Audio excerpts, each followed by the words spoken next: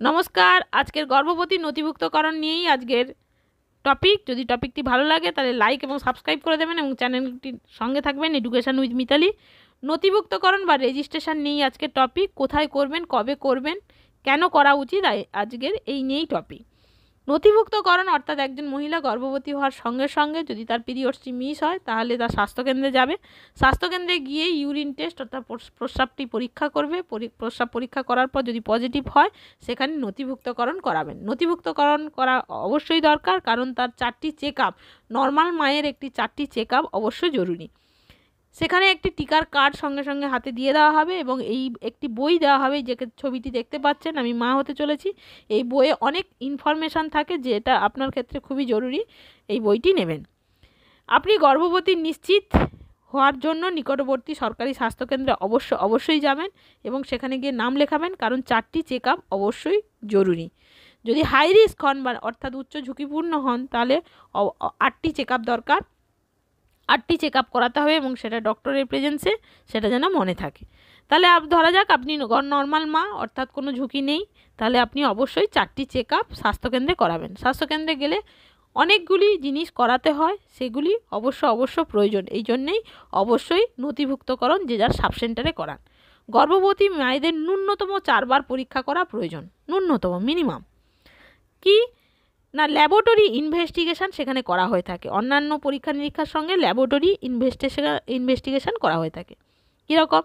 যেমন pregnancy detection test, অর্থাৎ pregnant হয়েছেন কি না সেটার জন্য টেস্ট। হিমোগ্লোবিন কত আছে সেটা টেস্ট করে বলে দেওয়া হবে। ব্লাড গ্রুপিং অর্থাৎ এ পজিটিভ না বি পজিটিভ না এ বি পজিটিভ না নেগেটিভ, যাই হোক সেটা গ্রুপিং করে দেওয়া হবে। কমপ্লিট ইউরিন অ্যানালাইসিস অর্থাৎ ডিপস্টিকের মাধ্যমে অ্যালবুমিন বা সুগার আছে কি না, অর্থাৎ পরবর্তীকালে অ্যালবুমিন থাকলে যেমন খিঁচুনি হওয়ার সম্ভাবনা থাকে, তাহলে আগে থেকে বলে দেওয়া হবে।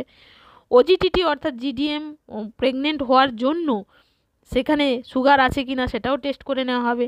টেস্টিং ফর ম্যালেরিয়া, যদি তার সঙ্গে জ্বর থাকে বা রাইগার হয় অর্থাৎ কাঁপুনি হয় জ্বরের সঙ্গে, তাহলে তার সঙ্গে সঙ্গে ম্যালেরিয়া টেস্টটাও করে নেওয়া যাবে। এইচআইভি এবং সিফিলিস টেস্টও করে নেওয়া হবে, যেটা ডুয়েল অ্যান্টিজেনের মাধ্যমে টেস্ট করা হয়ে থাকে।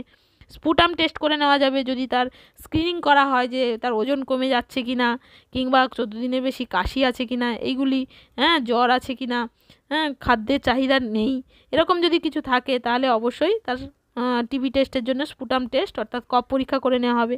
এবং আরেকটি গুরুত্বপূর্ণ টেস্ট হচ্ছে আরডিটি ফর এইচবিএসিজি, যেটা হেপাটাইটিস বি আছে কি না সেটা টেস্ট করে নেওয়া যাবে।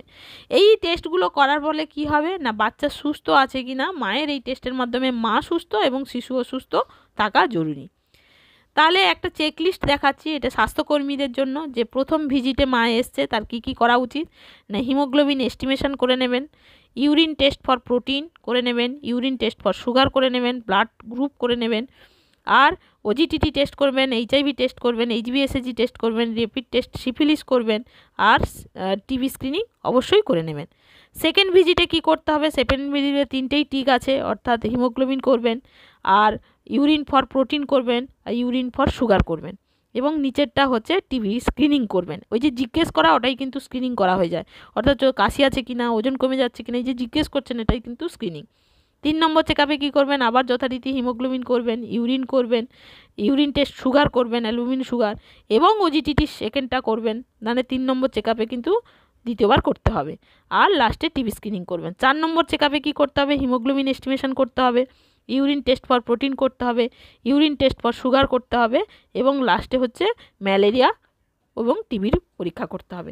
তাহলে এই চেকলিস্টটি স্বাস্থ্যকর্মীদের জন্য, যারা টেস্ট করেন তাদের জন্য, এবং সাধারণ মানুষের জন্য আপনি প্রস্তুত হয়ে যাবেন যে আপনার প্রথম চেকআপ বা দ্বিতীয় চেকআপ, তৃতীয় চেকআপ, চতুর্থ চেকআপে কী কী করা হতে পারে।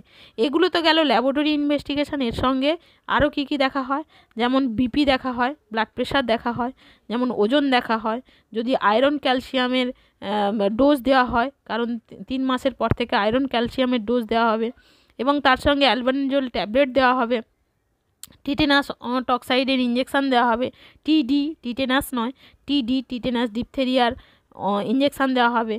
প্রথম ডোজটা দেওয়ার পর আবার 1 মাস পরে দ্বিতীয় ডোজ দেওয়া হবে, তবেই তাকে রেজিস্ট্রেশন বলা হবে। প্রথম ডোজ যদি না টিডি পায় তাহলে কিন্তু রেজিস্ট্রেশন নয়। তাহলে এতগুলি জিনিস কিন্তু করা হবে এবং একটু টাইম নিয়ে যাবেন, এতগুলি টেস্ট আপনাকে করতে হবে, ওই জন্য টাইম নিয়ে অবশ্যই যাবেন। তাহলে প্রথম পরীক্ষা কখন করা হবে? যখনই মা বুঝতে পারছে তার পিরিয়ডস মিস হয়েছে তখনই যাবে, ওটা 12 সপ্তাহের মধ্যে হলে খুবই ভালো হয়। তাহলে এতগুলি টেস্ট কিন্তু হবে, সেটা আমি চিত্রের মাধ্যমে আরেকবার দিয়ে দিলাম। দ্বিতীয় পরীক্ষা কখন হবে? 14 থেকে 26 সপ্তাহের মধ্যে। অর্থাৎ এই 14 থেকে 26 সপ্তাহ কীভাবে কাউন্ট করা হয় না, যখনই আপনার শেষ মাসিক হয়েছে সেখান থেকে কাউন্ট করে 14 থেকে 26 সপ্তাহের মধ্যে দ্বিতীয় পরীক্ষা অবশ্যই হবে একটি নর্মাল মায়ের। উচ্চ ঝুঁকিপূর্ণ মায়ের কিন্তু অন্য চেক আপ, অর্থাৎ তার 8টি চেক আপ। তাহলে আপনার 14 থেকে 26 সপ্তাহের মধ্যে দ্বিতীয় চেক আপ হয়ে যাবে। তৃতীয় চেক আপ কখন হবে? তৃতীয় চেক আপ এর পরীক্ষা হবে কিন্তু 28 থেকে কত সপ্তাহ না 34 সপ্তাহের মধ্যে, অর্থাৎ শেষ মাসিক থেকে 28 থেকে 34 সপ্তাহ গোনা হবে, সেখান থেকে তৃতীয় পরীক্ষা করতে যাবে। তৃতীয় পরীক্ষায়ও কি আমি ওখানে বলে দিয়েছিলাম চেকলিস্টের মাধ্যমে যে এই পরীক্ষার জন্য যাবে, অর্থাৎ সময় হাতে করে নিয়ে যাবেন, যে টেস্টগুলো করতে হবে সেই টেস্টগুলো করবেন। বিশেষ করে হিমোগ্লোবিন করবেন, কারণ হিমোগ্লোবিন টেস্ট মানে সবগুলি টেস্ট করতে হবে, তার মধ্যে হিমোগ্লোবিন টেস্ট খুবই জরুরি, কারণ আয়রনের ডোজের উপর নির্ভর করছে। তাহলে আবার টেস্টের চিত্র আমি দিয়ে দিয়েছি যে এই টেস্টগুলো করতে হবে। চতুর্থবার পরীক্ষা করতে হবে কখন না 36 সপ্তাহ বা তারপরে, অর্থাৎ 36 সপ্তাহ মানে তখন আপনার শেষের দিকে চলে এসছে, ডেলিভারির দিকে চলে এসছে, অর্থাৎ স্বাস্থ্যকর্মী বাড়িতে যাবে, বাড়ি গিয়ে পরীক্ষা করবে। আর আপনি যদি সাব সেন্টারে এসে থাকেন তাহলে আপনার চতুর্থ পরীক্ষাটা করে নিতে পারে, নাহলে স্বাস্থ্যকর্মী কিন্তু আপনার বাড়িতে যাবে চতুর্থ চেক আপ করার জন্য। অর্থাৎ সেখানে ব্লাড প্রেশারের ইনস্ট্রুমেন্ট নিয়ে যাবে, ব্লাড প্রেশারও দেখে নেবে, ওজনও দেখে নেবে। যদি চ্যানেলটি ভালো লাগে তাহলে লাইক এবং সাবস্ক্রাইব করে দেবেন। আবার নতুন নতুন তথ্য নিয়ে আসছি, আমার চ্যানেলে থাকবেন এডুকেশন উইথ মিতালি, আবার নতুন তথ্য নিয়ে আবার ফিরে আসছি। নমস্কার।